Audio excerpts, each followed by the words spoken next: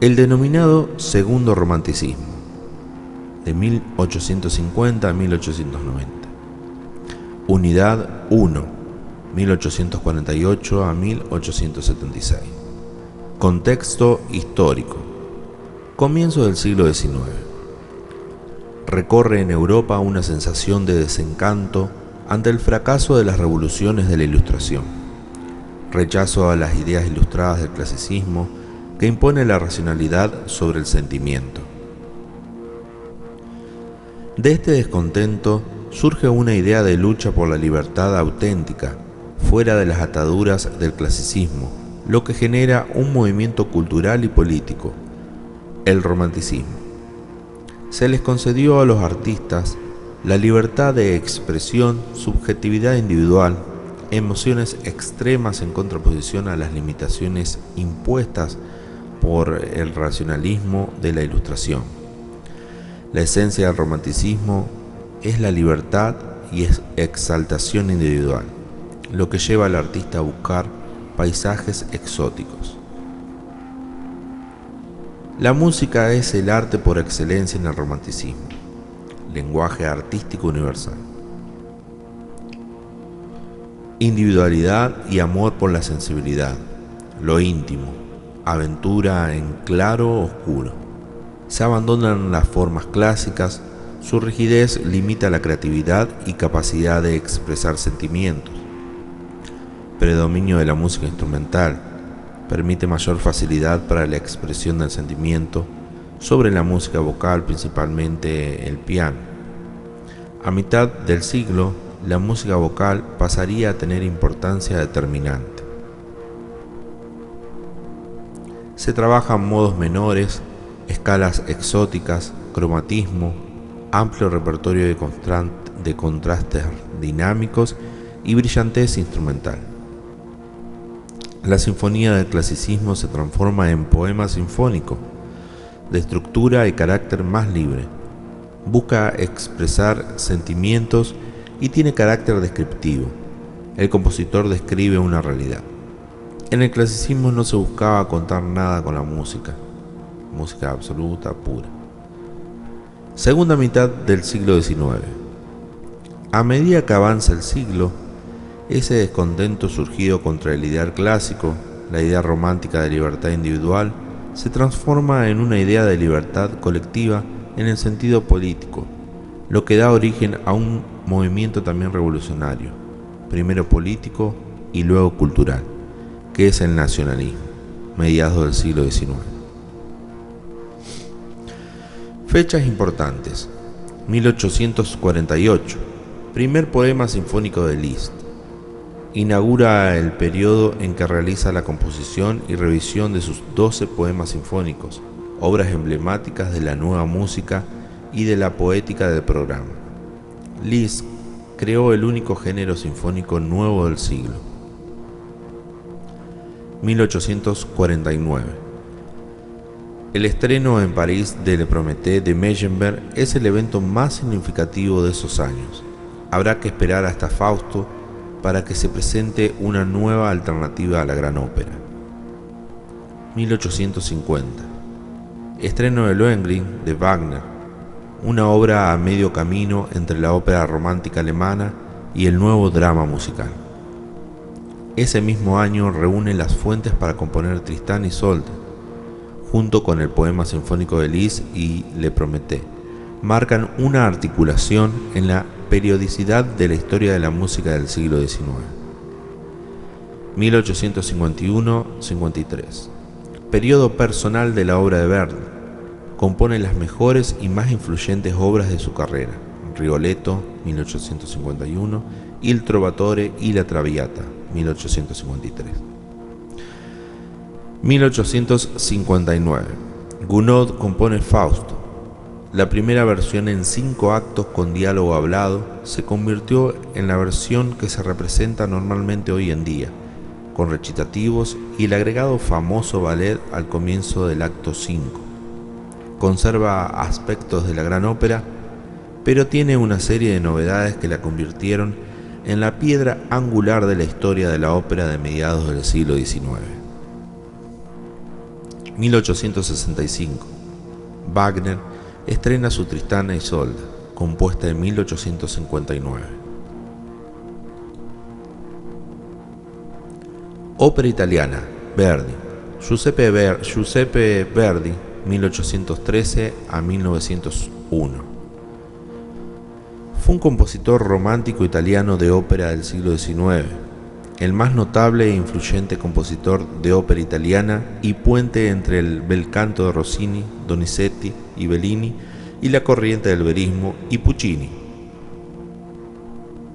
Su máxima virtud fue el carácter de dramaturgo. Entre sus influencias está Beethoven, a quien admiraba, y la herencia de sus predecesores, Donizetti, Bellini y Rossini, y en gran medida la armonía y la orquestación de Meyerbeer, adaptadas a su propio lenguaje. Los 4 periodos, Abramo Basevi propuso una división en 4 periodos o manera. Grandioso italiano, 1839-49, hasta la batalla del Legnano, en la cual la influencia dominante es el último Rossini. Personal, 1849 a 53, inaugurado por Luisa Miller, en la que los personajes se expresan a ellos mismos con mayor delicadeza e individualidad y el compositor se mueve cerca de Donizetti. Este periodo culmina con la Traviata. Influencia francesa, 1855 a 71, comienza con las Vísperas sicilianas. El internacionalismo que empezaba a difundirse en Italia hacia mitad del siglo despertó su interés por la gran ópera en el Teatro de París y se trasladó a esta escena, concepción más coherente, continua y fiel al drama. Fusión entre el realismo de los acontecimientos narrados y los medios, vocales e instrumentales, empleados para narrarlos. Influencia alemana, 1880 a 93, representado por Simón Boccanegra. Otelo, en la que no hay torpeza musical o dramática, y el Falstaff constituyen este periodo. Sus pretensiones de modernidad, que atribuye a su excepcional y más ambiciosa ópera, la Gran Ópera Don Carlo, serán ignorados por los nuevos compositores jóvenes italianos, quienes encuentran lo moderno en Wagner y no en él. El elemento patriótico en las óperas. Verdi era un patriota emocionalmente comprometido. Todas sus óperas, antes de Aida, fueron compuestas en un contexto de una revolución y guerra en su país, de la cual absorbió su aire y formuló un estilo a través del cual el pueblo italiano encontró una clave para su condición dramática y vibró al unísono con esta. Luigi Dallapiccola, 1965. El compositor era plenamente consciente que su atracción por las emociones patrióticas ayudaron a asegurar el éxito popular de sus obras. Utiliza el poder de las melodías y los ritmos fuertes y de pulsación lenta para generar la emoción popular. Los cantantes, sensores y susceptibilidades locales se consideraban por completo para elegir el tema de la ópera. Un rasgo esencialmente nacionalista de Verdi fue su adhesión a un ideal de la ópera como drama humano, en contraste con el énfasis puesto sobre una naturaleza convertida en romántica y el simplismo mitológico de Alemania, el cual debe lograrse primordialmente por medio de la melodía vocal solística sencilla y directa, en oposición a la exuberancia orquestal y coral de la gran ópera francesa. Insistió en la fragmentación de ciertos momentos vocales destinados a trazar perfiles épicos, heroicos y amorosos, en virtud de la melodía, mostrando su destreza para delinear una condición humana en pocas notas. Estilo compositivo. Se interesó por la continuidad y una larga línea dramática, lograda a través de la organización armónica. Las tonalidades se asocian con ideas dramáticas. La Traviata es un ejemplo de un argumento armónico psicodramático, llevado al extremo. El movimiento armónico de Verdi generalmente es, en una tonalidad menor, a la tónica o la relativa mayor, con un efecto creciente de intensidad emocional, y en la tonalidad mayor a tonalidades a distancia de tercera. Estos sencillos y bien logrados cambios de la tonalidad producen un poderoso efecto en el teatro.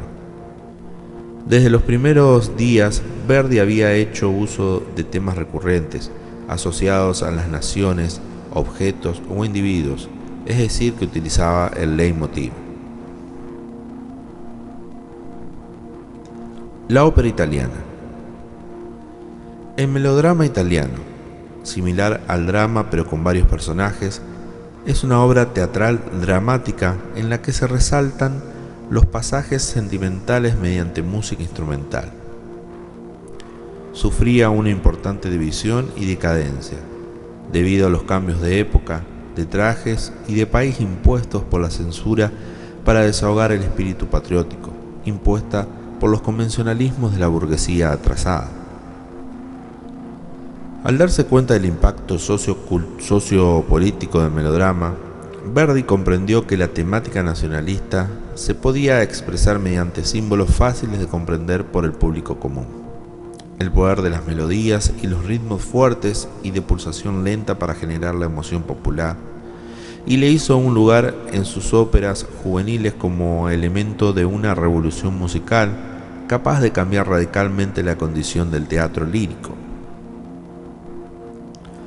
Los censores acosaban a Verdi, ya que sus personajes y situaciones dramáticas atentaban contra el melodrama clásico de entretenimiento banal para pasar a ser una herramienta progresista de críticas hacia el orden social y político. Por medio de los temas nacionalistas, Verdi buscaba transformar el lenguaje, sin respetar los convencionalismos formales del melodrama, sino utilizando la forma como un conjunto de melodía, ritmo, armonía y timbre que trataba de representar un tema real y no intelectual.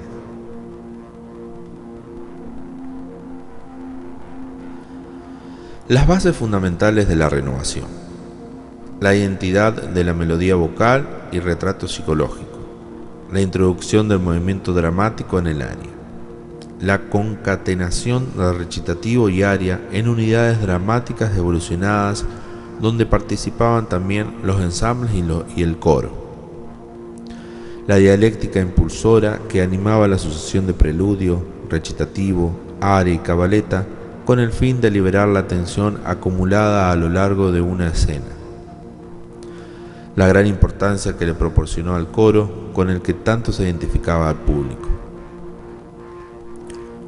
Podemos ver estas características en la Traviata, además de una idea fundamental y nueva: adaptar la estructura del melodrama a la creación de un protagonista absoluto en torno al cual se sitúan los demás personajes. Esto contrasta con la práctica de distribuir los roles según una jerarquía establecida, no tanto por las exigencias teatrales como por las vocales.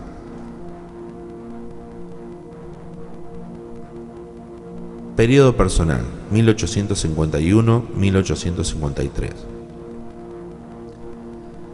Se da una profunda separación con el primer periodo.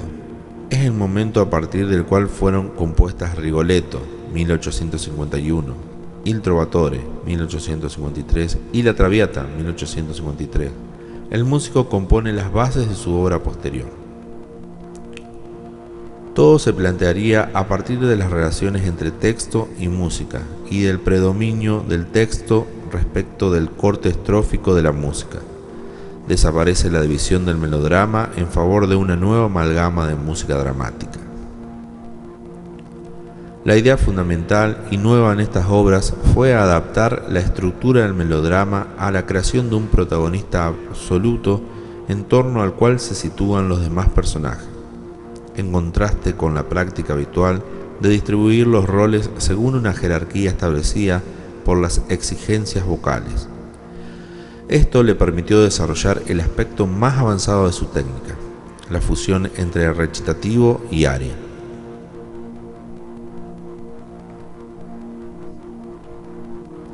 Partitura: Verdi, La Traviata, acto 1, finale, strano.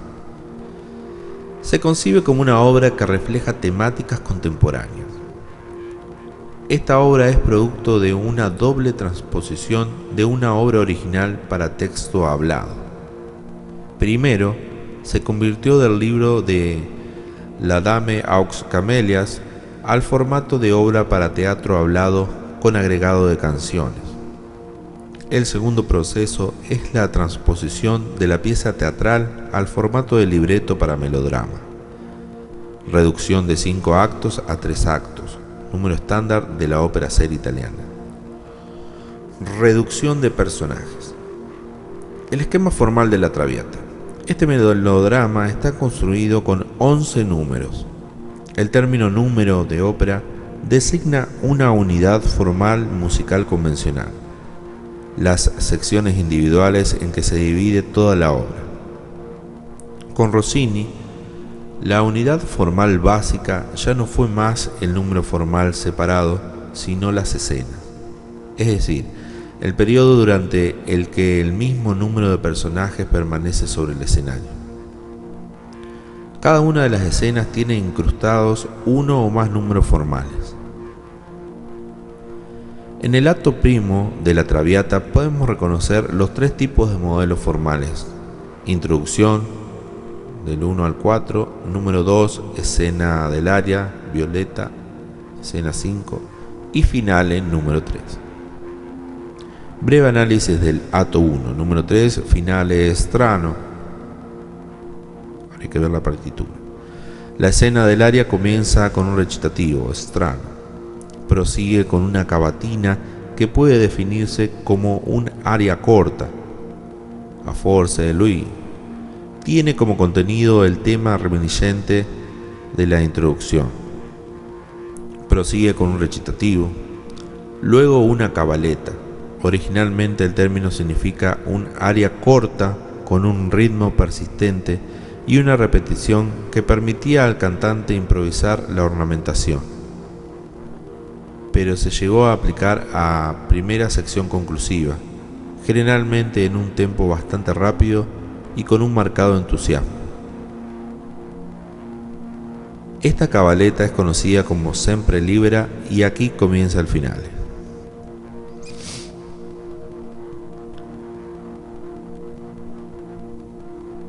Caracterización de personajes. Lo interesante y novedoso es cómo se acerca a un mayor realismo en sus números musicales. Mediante procedimientos estrictamente musicales, Verdi caracteriza personajes y situaciones dramáticas. La complejidad o simplicidad de las estructuras están directamente relacionadas a esas caracterizaciones de las situaciones estrictamente dramáticas o de los personajes. Son premeditados y conscientes, y Verdi las compone del modo que considera más eficaz y más adecuado para caracterizar a un personaje y así situar un momento dramático.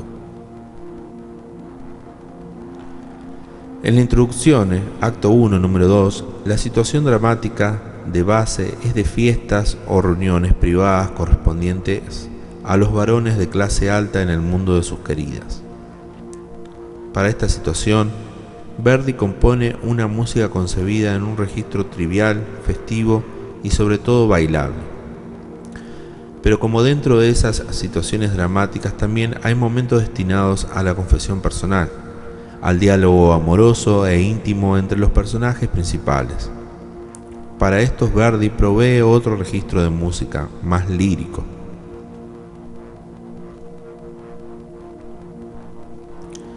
En el caso del empleo de temas reminiscentes, siempre fue bastante económico. En La Traviata, este tema recurre solo 8 veces, 2 veces en el número 2, 4 veces aparece en el número 3. Primero 2 veces en forma completa en la voz de Violeta y luego otras 2 veces fragmentariamente en la voz de Alfredo. En las escenas cuarta y última del acto terzo se volverá a escuchar, esta vez ejecutado por 2 violines solistas en calidad de genuinos recuerdos.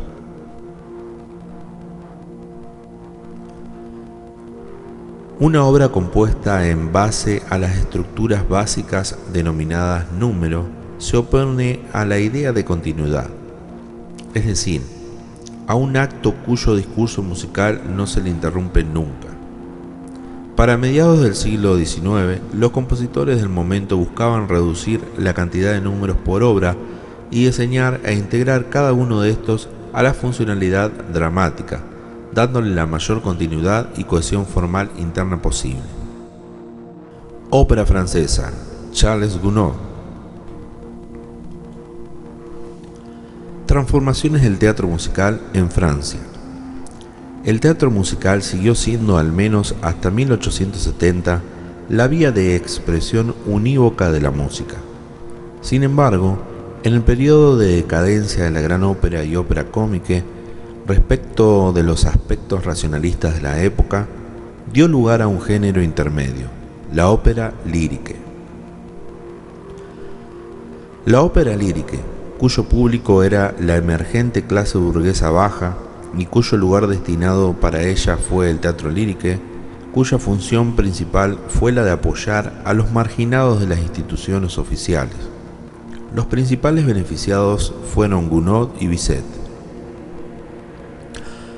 Ya desde mediados del siglo y a través de todos los subgéneros, comenzó a gestarse en la ópera francesa un atractivo particular tanto por el exotismo regional, España, Italia, Oriente e incluso África y Brasil, e histórico, antigüedad clásica y bíblica y temas wagnerianos, como por el verismo. Charles Gounod. La producción operística de Charles Francis Gounod de 1818 a 1893 no correspondió a una sola pasión por el teatro, sino a la necesidad de integrarse en el ambiente musical parisino, en el que solo se tomaba en consideración a un compositor si tenía acceso a los principales teatros, la ópera y la ópera cómica. Se vio atraído por la renovación de un formulario trágico que remontaba a Gluck, Rameau y Lully. Introdujo la ópera lírica y fue el mayor exponente. Las primeras obras tradicionales de Gounod fracasaron debido al cambio en el gusto del público. Gounod decidió conciliar ambas tradiciones. Inclinó su tendencia a sustituir el tema melodramático por otros ingredientes, y finalmente lo logró con Fausto, en 1859. Partitura: Gounod, Fausto, acto 2 y acto 3. El cambio de dirección en la concepción operística francesa ha de venir de músicos nacidos en la segunda década del siglo XIX, entre ellos Charles Gounod, 1818-1893. Su Fausto es la primera versión en 5 actos con diálogos hablados, estrenada en Teatro Lírico de 1859. Se convirtió en la versión que normalmente se representa hoy en día, luego realizada para la Gran Ópera de 1869, con recitativos y el agregado del obligatorio y ahora famoso ballet al comienzo del acto 5. Si bien en algunas escenas y en la caracterización de ciertos personajes conserva aspectos del modelo de la Gran Ópera, presenta una serie de novedades que la convirtieron en la piedra angular de la historia de la ópera de mediados del siglo XIX.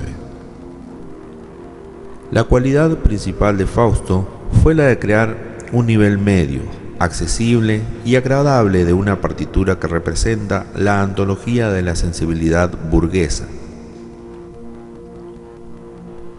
Con un libreto construido alrededor de la historia íntima de Fausto y Margarita, a partir de la primera parte del drama de Goethe, y a su vez concebido con la idea de reflejar seres humanos reconocibles. Gounod dispone la construcción de los actos como un conjunto de piezas suficientemente atractivas por sí mismas, pero concibiéndolo como un todo continuo. Podemos tomar como ejemplo el acto 3, donde existe un alto grado de variedad dramático-musical, poniendo como ejemplo las obras del programa. Vemos Cavatina, Salud, 12, Aria de las Joyas, 14, Cuarteto del Jardín, 16, Dúo, 18. El número 12 es una cavatina, Salud de Meure, Chaste et Pure. Podemos resaltar como característica el lirismo melódico intimista. La forma de construir la melodía es casi desconocido para la época.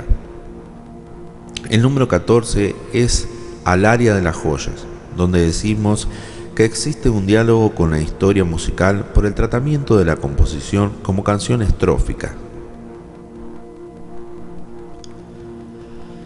Las otras dos obras del programa son el acto 2, el número 9, Ainsi que la brise légere, donde nos encontramos con un vals coral, y número 7, Le Bau d'Or est Toujour de Baud, también conocido como couplet de Mefistófeles. Con esto comprobamos lo que dice Claudio Cassini en sus escritos sobre el siglo XIX. Les recomiendo que lean y vean bien la pronunciación. En Fausto conviven el género serio y jocoso. Las formas de la gran ópera, escena, aria y dúo del primer acto, el coral de la Carmesé, los dúos de Fausto y Margaritas, el ballet, el tercetto final, se mezclan con los de la ópera cómica, vals coral, los couplets de Mefistófeles, el aria de las joyas, el cuarteto del jardín. Además se aprecia el toque litúrgico de Gounod en la escena de la catedral, 26, y en el último finale, una emulación del estilo de Bach en la introducción del acto 1 y en las partes para órgano. En Fausto, 1859, se manifiesta la evolución del estilo Gounod. La ópera pertenece a la tradición oficial francesa y representa, antes de Carmen Bizet, un momento fundamental de la misma. En esta obra quedan perfectamente equilibrados el método de composición de Gounod, que reúne formas diferentes e históricamente consagradas, y la crisis de la coherencia dramática, mucho más pronunciada que en la gran ópera meyerbeeriana. Esta obra refleja la capacidad de asociación de Gounod, de su plena madurez en orquestación y armonización, conocimiento del vocalismo y sus relaciones con la prosadía, pronunciación y acentuación adecuadas. Características del Fausto. La estructura tradicional se conserva sin lograr gran novedad escénica. La orquestación es más ambiciosa que la italiana. Posee ballet, no se concibe la ópera sin él. Combina momentos musicales sublimes de una gran sensibilidad melódica y de una inusual fuerza dramática. Alto contenido sacro, introducción, acto 1 y parte de órgano del acto 4. Emula el estilo de Bach. Lirismo melódico intimista, registro emocional, psicológico de los personajes, se interrumpe con recitativo, intercala coros con parte solista.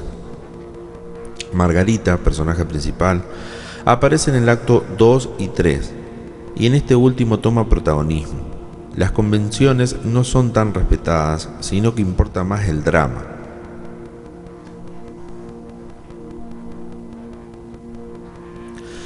En efecto, más que los contenidos, en la música de Gounod prevalecen los artificios y los nexos gramaticales y sintácticos, es decir, la elección de algunos parámetros como la armonía y el timbre, que dominan por encima los de la melodía y el ritmo, aspectos en los que, al igual que otros músicos, no tenía nada nuevo que proponer. Esta característica esencialmente decorativa en Gounod será muy importante para Debussy y Ravel, y también para Stravinsky, y manifiesta la plena adhesión del músico al concepto que la burguesía francesa tuvo de la música, como expresión de suprema y vital banalidad enmascarada por el compromiso espiritualista.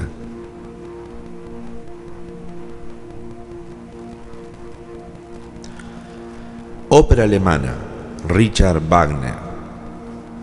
Richard Wagner, 1813-1883. Wagner fue el músico más influyente en la segunda mitad del siglo XIX y los primeros años del XX. A la par de Verdi, pero incluso más que él, llevó a la perfección la ópera alemana. Desde aproximadamente 1860, el wagnerismo había empezado a convertirse en un elemento significativo en la cultura parisina. El wagnerismo se impuso en los intelectuales y en la literatura francesa, particularmente en el movimiento cultural más radical de la época, el simbolismo francés. También tuvo repercusión en los exponentes de la Segunda Escuela de Viena, ya en el siglo XX, quienes vieron el cromatismo radical del Tristán como un punto de partida para la emancipación de la música del lenguaje tonal, el acorde Tristán. Eduard Harnick, el más crítico detractor de Wagner, se opuso a todas sus obras posteriores a Lohengrin por considerarlas exageraciones de los sentimientos.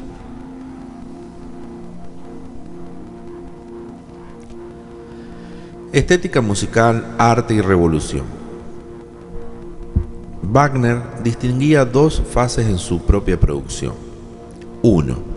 La primera, la de las óperas románticas, El holandés errante, Tannhäuser y Lohengrin, románticas por sus temas legendarios y fantásticos, pero también por la redención del mal mediante un acto de amor. 2. La segunda, el drama musical. Desde los primeros borradores de la tetralogía de El Anillo de los Nibelungos, 1848 en adelante, se oponía al concepto de música absoluta, pues está desvinculada de la palabra y del gesto. Wagner condenaba a la ópera francesa, a Meyerbeer en particular, y a la italiana porque consideraba que el nexo entre poesía y música era artificial, inmotivada y carente de significado. Concebía al drama en cuanto a acción y que las artes deben someterse a él, ya que por sí solas, absolutas, pierden su concreción verdadera. Principio expresivo como estética compositiva. La música no es un fin en sí mismo, ya que sola no dice nada, sino un medio de expresión de los sentimientos, el lenguaje del corazón. El flujo ininterrumpido y la continuidad musical basada en la variación y en el desarrollo de núcleos temáticos, procedimiento tomado de la composición sinfónica, es la distinción más clara entre ópera y drama wagneriano. En el sistema wagneriano, la tonalidad no cumple ya una función estructural sino expresiva, que depende del proceso de variación-desarrollo que la dirige. El cromatismo, como en Liszt, y la armonía constantemente modulante se convierten en agentes que disuelven la forma y orientan el discurso musical. La influencia de Wagner y Meyerbeer en la dialéctica a través de la última parte del siglo XIX se revela en la facilidad con que los compositores pasan de un modelo a otro dentro de un número o escena sin correr el riesgo de generar incongruencias estructurales, estilísticas o dramatúrgicas.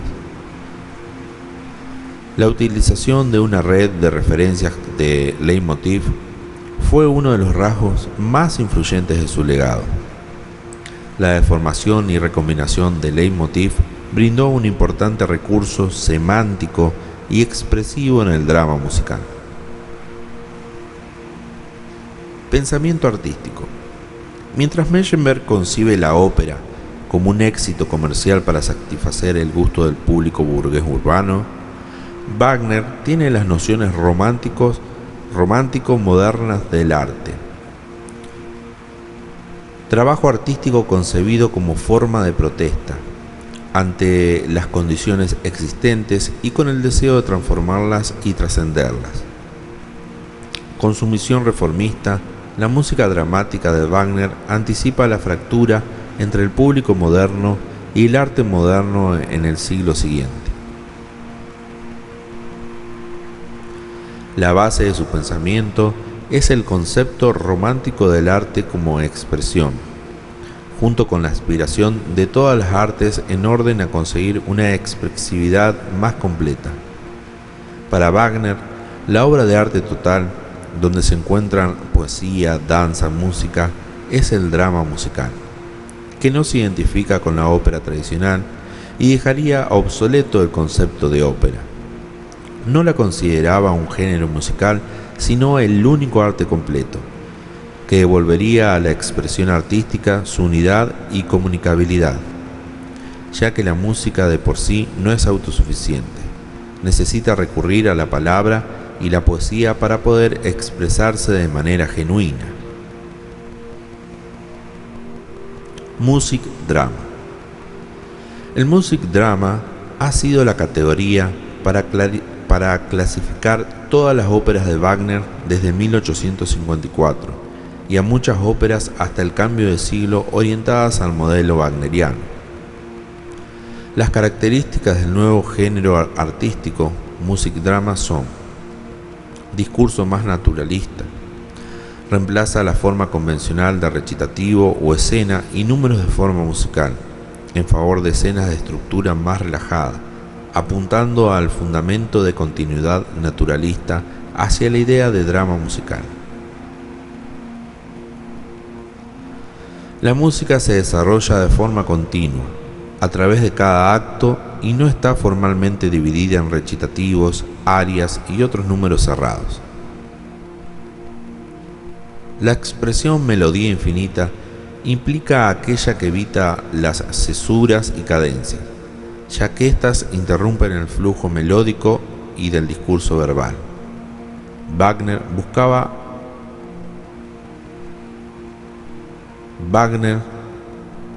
lo que buscaba era tanto la continuidad musical sin quiebres.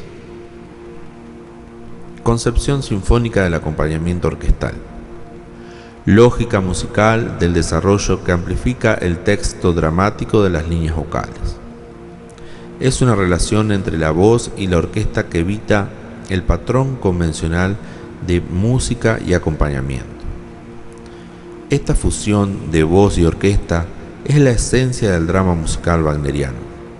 Lo sinfónico es absorbido en lo dramático. Uso del leitmotiv. Factor clave que relaciona el discurso orquestal y vocal dramático, que resulta indispensable para dar significado a las ideas temáticas asociadas con varios aspectos del drama y sus personajes, uniendo la partitura musical en múltiples niveles. Sistema de referencia dramático musical, adoptando el contenido temático total de la pieza. Este acompañamiento sinfónico permanece en diálogo constante con el texto dramático. Los temas y motivos son variados y mezclados o transformados entre sí, y se acercan o alejan según sean modificados. Todas son impresiones diferentes del mismo material. Cada impresión pone en relieve musical una característica particular de una situación, un rasgo de un personaje, un elemento o una idea. Leitmotiv designa cada uno de los símbolos sonoros con los que el compositor construye la trama del discurso musical en sus dramas. Los símbolos sonoros adquieren sentido por el mecanismo de asociación simultánea. Superpone en el mismo momento determinadas palabras del poema dramático, personajes, objetos, acciones, con un material sonoro con el objetivo de que estos dos elementos queden vinculados y formen así una unidad de sentido por sí misma. Este mecanismo es audible y reconocible por el espectador. De esta manera consiguió elevar a la música a un nivel protagónico tan importante como los personajes mismos, y a volverla inseparable en el transcurso del argumento.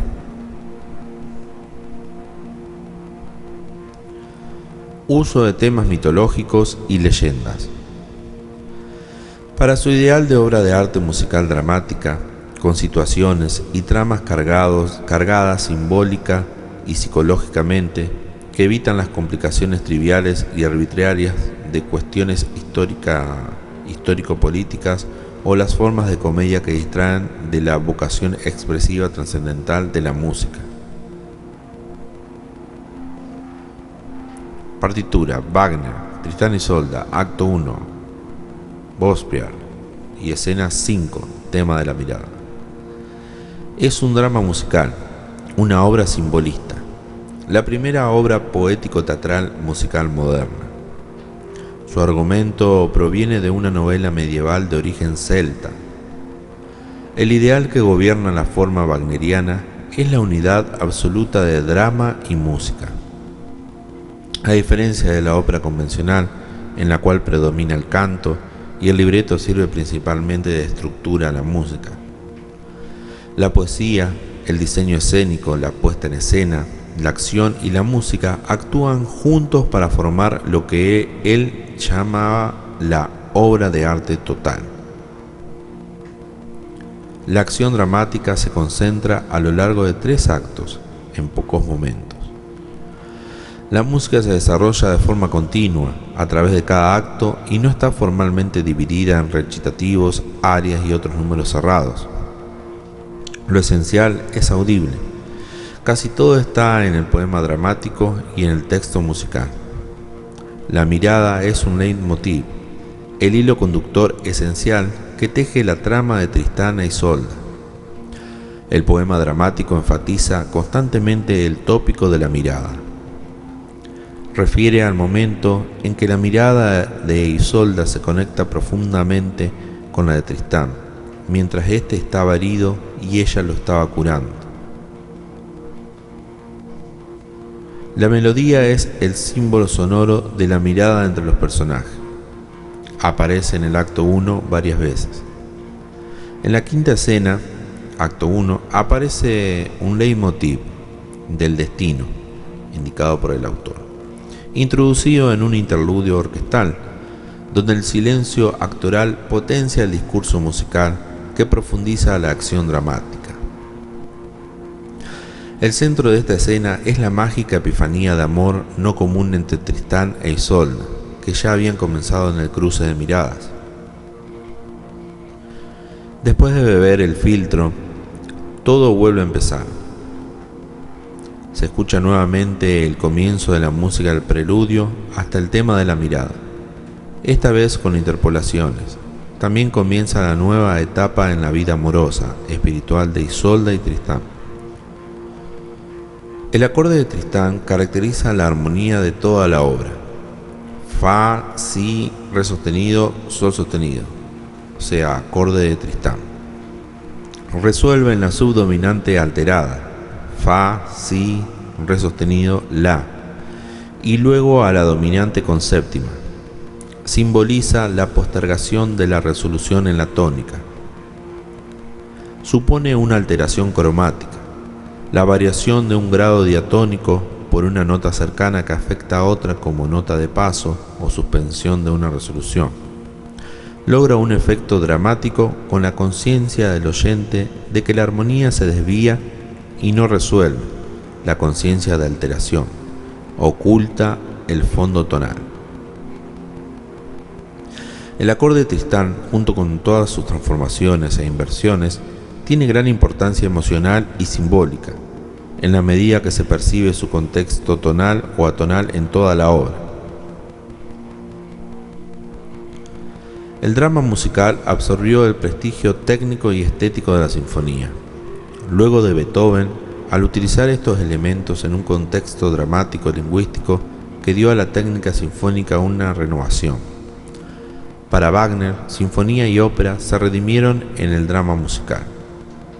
Wagner consideraba a la novena sinfonía de Beethoven como el punto de inflexión en el que se rompieron las barreras de la música absoluta y donde se reunificaron la música y la palabra.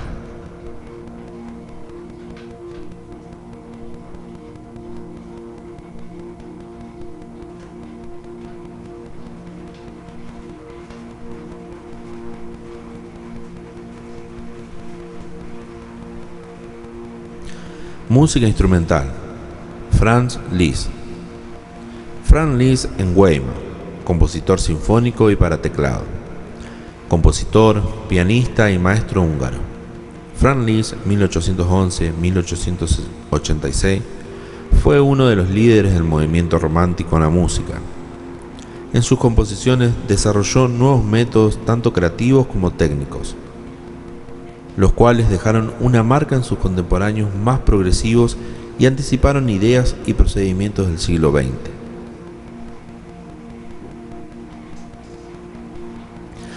Hizo evolucionar el método de la transformación temática, como parte de su revolución en la forma. Realizó experimentos armónicos radicales y creó el poema sinfónico.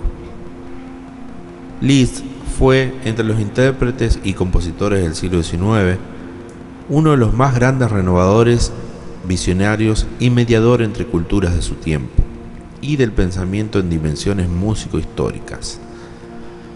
Liszt se interesó por los desarrollos paralelos en la literatura y en la pintura, y entendía la música como una parte integral de la cultura, lo que llevó a una relación con el pasado y a buscar un balance entre innovación y tradición.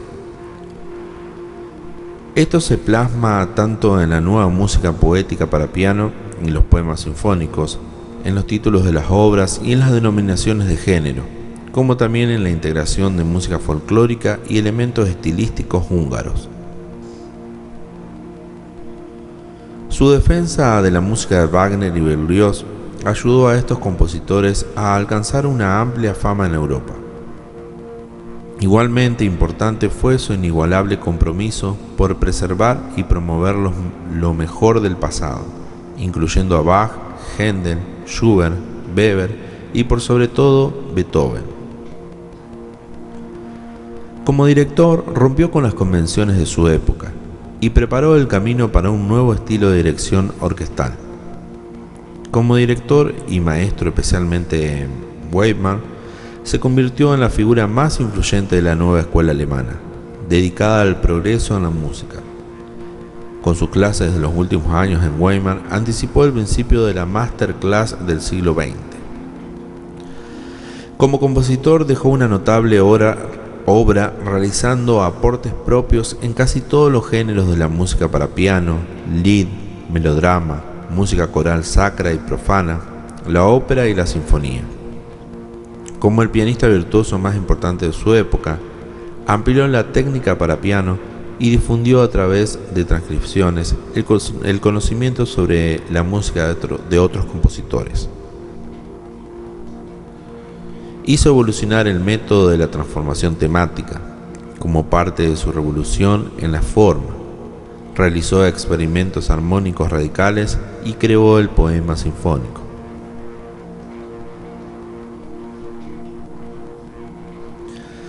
Esta mañana de lectura está lloviendo a full en Santa Fe.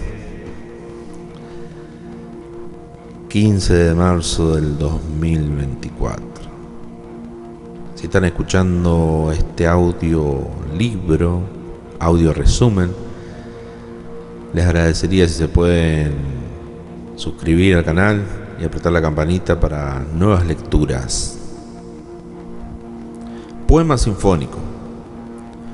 Es una nueva composición cuyos orígenes se remontan a las grandes oberturas teatrales, con argumento propio motivado por una idea poética extramusical, literaria, pictográfica, escultural.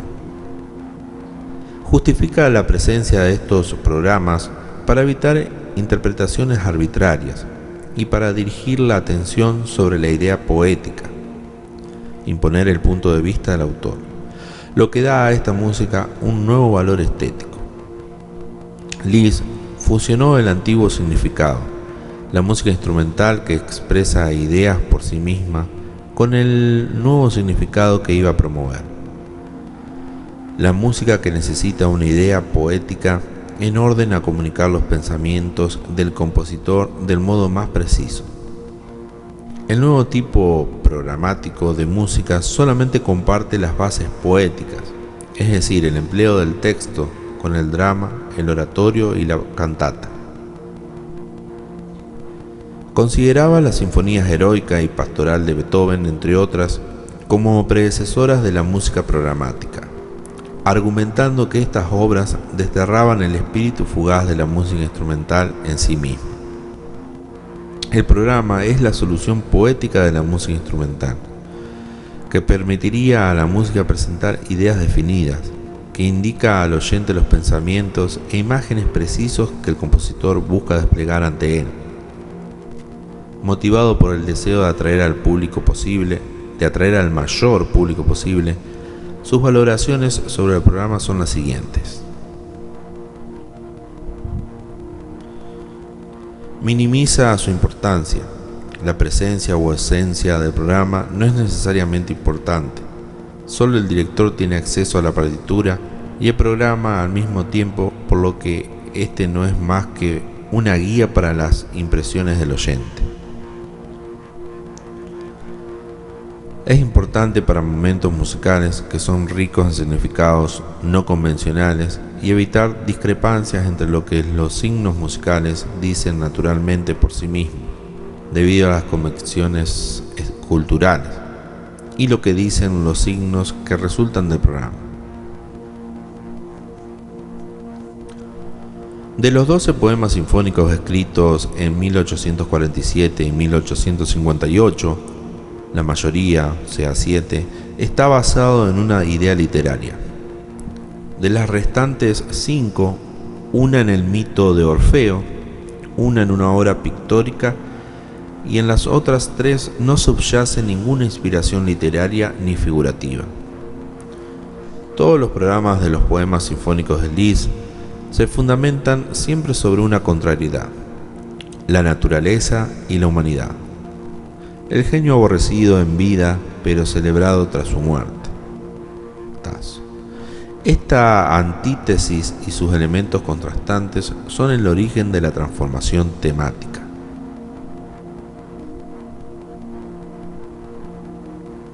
Obra Liszt, Fausto, 1857.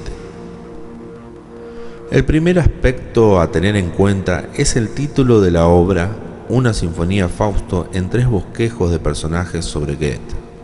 1. Fausto. 2. Margarita. 3. Mefistófeles. Liszt no intenta narrar la historia del drama de Goethe, sino más bien crea retratos musicales de los 3 protagonistas principales. El movimiento Gretchen fue compuesto directamente en el formato de partitura, una hazaña que impone respeto dado la complejidad de la música. Liszt consideraba la orquesta como la suma total de muchos conjuntos de cámara, una idea que posteriormente fue continuada por Mahler y Richard Strauss, para ser finalmente mutada y producir una superficie sonora de variedad caleidoscópica. El tema de Gretchen es introducido primero por un dúo de oboe y viola, posteriormente surge como cuarteto de vientos y luego como cuartetos de cuerdas. La sonata después de Beethoven, la guerra de los románticos. La forma sonata tenía un gran prestigio y fuerza conservadora que frenaba los desarrollos más revolucionarios en la música romántica y posromántica, ya que gran parte de la historia de la música desde 1740 a 1828 se desarrolló en torno a los cambios de técnicas de la sonata. Pero esto no pasa con los desarrollos posteriores. La forma sonata es sumamente irrelevante para la historia de los estilos de los siglos XIX y XX. No es ella quien los origina, ni se ve modificada tampoco por ello. Después de Beethoven, daba la impresión de que solo a través de la sonata podían realizarse las ambiciones musicales más excelsas. La ópera, debido a sus aspectos extramusicales, fue solo la segunda mejor opción. La música en su estado más puro fue la sonata. El lenguaje de la música romántica ahora era tan avanzado que éste no podía ya ser contenido dentro de las formas establecidas de esa época. El estilo sonata insistió en un enfoque muy definido sobre la tónica y una forma cerrada y ordenada. Los románticos preferirían los románticos preferían las formas abiertas, las ventajas de un sistema más borroso, integrar la música dentro de un área tonal general y no ya dentro de una tonalidad específica, definida con toda claridad. La guerra de los románticos en los años 1850 implicó una contienda sobre los ideales musicales y el rumbo de la forma sonata. Los progresistas, la idea revolucionaria y romántica de la originalidad, evadir los géneros tradicionales, una música instrumental vinculada a una idea poética, música programática. Sus adeptos fueron los defensores de la nueva música, Liszt, Wagner, Berlioz, Schumann, la nueva escuela alemana. Tomaban a Beethoven como punto de partida para los desarrollos posteriores. Intentar modificar y desarrollar la forma sonata. Del otro lado tenemos a los conservadores, con la idea de música absoluta. El arte es forma y no expresión. Defendían las formas y géneros tradicionales. Sus adeptos principales fueron Brahms, el crítico Haslick, Clara Schumann. Seguir repitiendo la fórmula básica de los clásicos vieneses. El intento de abrir la sonata siguió dos direcciones básicamente relacionadas. Primero, la forma cíclica, en la que un tema, variado o no, se traslada de un movimiento a los demás. Esta técnica fue la preferida de Brahms y empleada también por Franck. La forma cíclica le daba importancia a las relaciones temáticas entre los diferentes movimientos sobre la estructura armónica. La innovación romántica resultante consistió en integrar la cita explícita del primer movimiento como parte de los movimientos siguientes. 2. Segundo, la forma de amalgama, en la que la estructura de la forma allegro de sonata se traslada a toda la obra en sí. Esta ambigüedad formal genera distintos análisis dependiendo si el enfoque es a nivel micro, primer movimiento, o a nivel macro, la obra en su totalidad. La sonata para piano en si menor de Liszt pertenece a esta categoría, la forma de amalgama. Más que cualquier otro compositor, Brahms explotó las posibilidades de la forma sonata.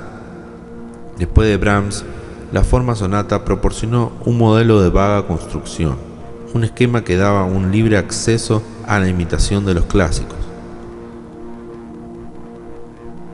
Wagner asegura a que los poemas sinfónicos constituyen la música más avanzada y original. Su importancia para la historia yace en el hecho que Liszt descubrió un modo de crear su material a partir de la esencia poética de las otras artes. Un pensador musical de la época, Edward Harnick, decía que no solo la música no puede representar el fenómeno del mundo natural, sino que incluso no puede expresar los sentimientos surgidos en nosotros por ese mundo. Ya en el siglo XX, la única cosa que diferencia la forma sonata de una estricta forma ternaria o da capo es su libertad.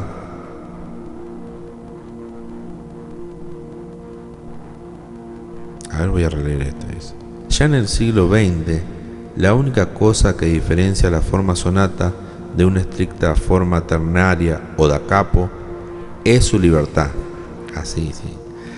Con las formas de sonata no tonales, la polarización tonal y la resolución desaparecen totalmente. Lo que queda es la estructura temática con texturas contrastantes. Partitura, Liszt, sonata en si menor para piano. La sonata en si menor dedicada a Robert Schumann es considerada una de las obras para piano más significativas de Liszt. Se crea entre los años 1852-53 y se publica en el 1854. Su disposición formal es el objeto de una discusión sobre la verdadera forma de entender a Liszt. Representa una de las contribuciones más originales a la forma sonata en el siglo XIX. La respuesta de Liszt a la sinfonía clásica fue el poema sinfónico, una forma inventada por él. 1. Inventó una estructura cíclica de movimiento único en el que enrolló los movimientos separados de la sonata en uno solo.